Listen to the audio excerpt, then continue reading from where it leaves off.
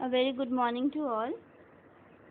Today in today's lecture, we will going to learn about the anaerobic digestion of sludge. As we already aware about that, what is wastewater.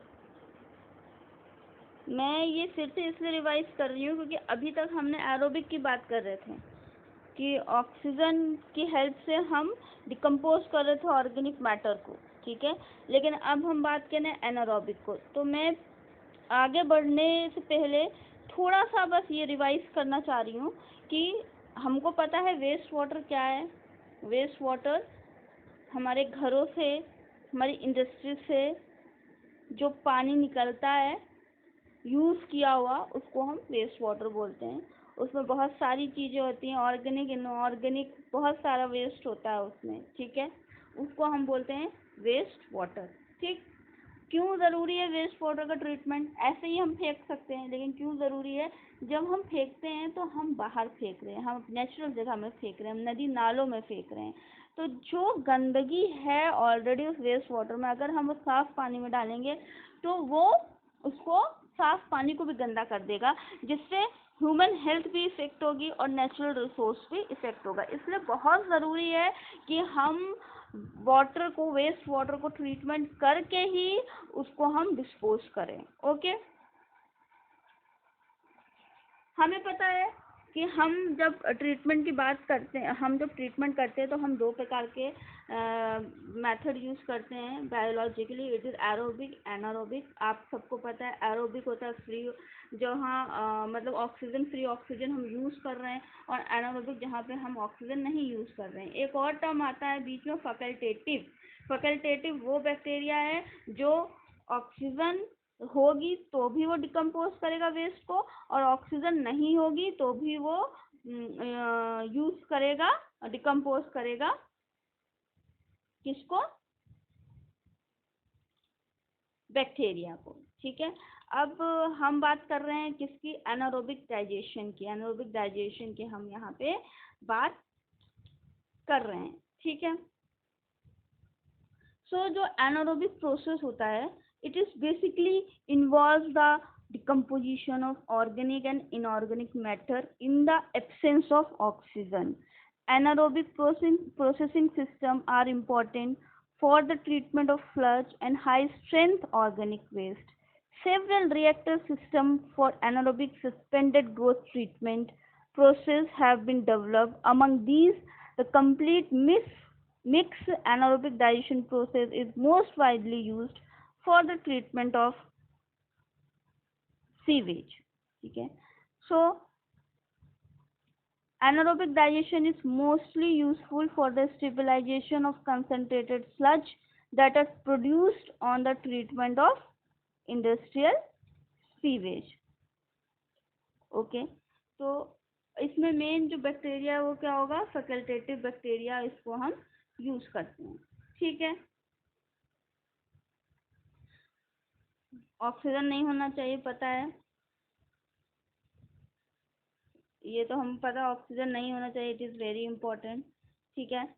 तो ये कुछ जो fundamentals हैं anaerobic digestion के, कि oxygen नहीं होना चाहिए, जो ऑर्गेनिक मटेरियल होता है, वो जो माइक्रोब्स उसको जो डिकम्पोज करेंगे वो उनका फूड सोर्स होना चाहिए।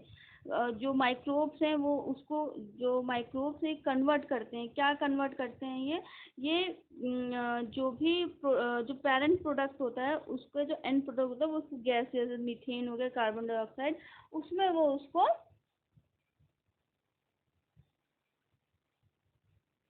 डिकम्पोज करता है, ठीक है। मतलब ये 2 स्टेज प्रोसेस है। एक सही बात, तो फर्स्ट स्टेज और सेकेंड स्टेज। यहाँ फर्स्ट स्टेज और सेकेंड स्टेज का मतलब है कि पहले जो ऑर्गेनिक मैटर है, वो कंबाइंड होगा बैक्टीरिया से, ऑक्सीजन से, जिससे वो होगा, बनाएगा, वो ऑर्गेनिक एसिड्स बनाता है। फिर वो ऑर्गेनिक एसिड फिर रिएक्ट करेगा किससे? बैक्टीरिया से। प्रोड्यूस क्या करेगा? Carbon dioxide and methane. तो वो एंड प्रोडक्ट्स हैं। कार्बन डाइऑक्साइड, मीथेन क्या है? ये तो गैसेस फॉर्म में होते हैं। तो सारे डिकम्पोज हो गए, 2 स्टेज में हो गया। ठीक है, पहले ऑर्गेनिक एसिड बनाया, वो एसिड फिर रिएक्ट करेगा तो मीथेन और कार्बन डाइऑक्साइड बनेंगे उससे। ठीक है, अब यहाँ पे जो बात आ रही है वो बात ये है कि ये जो बायोलॉजिकल जो ये डिग्रेडेशन है ऑर्गेनिक मैटर का, स्लज का, वो अक्सर होता है 3 स्टेजेस में। वो स्टेजेस क्या है? एक तो आपकी है हाइड्रोलिसिस, एसिडोजेनेसिस एंड मिथोनोजेनेसिस। हाइड्रोलिसिस से मतलब है यहाँ पे जो सॉलिड है उसका लिक्विफिकेशन करना। एसिडोजेनेसिस का मतलब है एसिड फॉर्मिंग बैक्टीरिया। ठीक है, और मिथोजेनेसिस का मतलब है गैस प्रोडक्शन। ठीक है, मैंने पहले बताया था वो जो आपका है, पहले से ऑर्गेनिक एसिड बनाएगा, वो ऑर्गेनिक एसिड रिएक्ट करेगा और वो अमोनिया या मीथेन जो वोलाटाइल एंड होते हैं, मतलब जो भी रिएक्शन होगी उसका एंड प्रोडक्ट क्या होगा? वोलाटाइल होगा।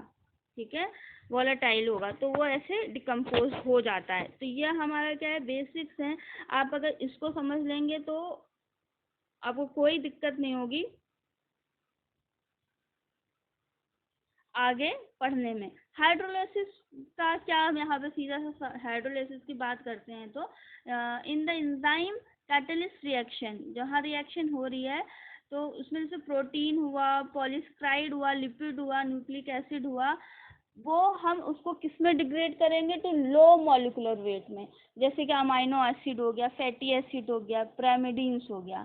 ठीक है, which is later serve as a substrate for energy supply and microbial growth। अब हम एसिडोजेनेसिस की बात करते हैं, मतलब कि अगर मैं बात कर रही हूँ एसिडोजेनेसिस की बात कर रही हूँ, मतलब low molecular weight compound are convert to acidic compound. ठीक है, और अगर मैं मिथोजेनेसिस की बात कर रही हूँ, सो this is the third and final stage, involve the production of methane and carbon dioxide from the intermediate formed in acidogenesis। So methane gas is highly insoluble and it departure from the digester represent the stabilization of sewage or sludge। ठीक है, तो most of the bacteria forming these organic acid are facultative anaerobes and are found in soil। तो वो क्या होते हैं आपके organic acid heterotrophs और मीथेन प्रोड्यूसिंग हेटरोट्रॉप्स। तो जो हम यूज कर रहे हैं माइक्रोब्स, उनके नाम है स्यूडोमोनास, है ना, एशेरिशिया, एरोबैक्टर। ठीक, तो ये सारे बैक्टीरिया क्या होते हैं, हम यूज करते हैं। ठीक है, तो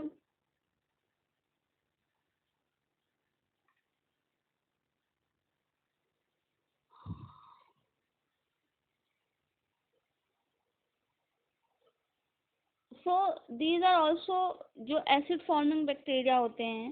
ठीक है, इनको हम और क्या बोल सकते हैं, इनको हम एसिडोजेंस भी बोलते हैं, नॉन मिथेनोजेनिक बैक्टीरिया भी बोलते हैं इनको।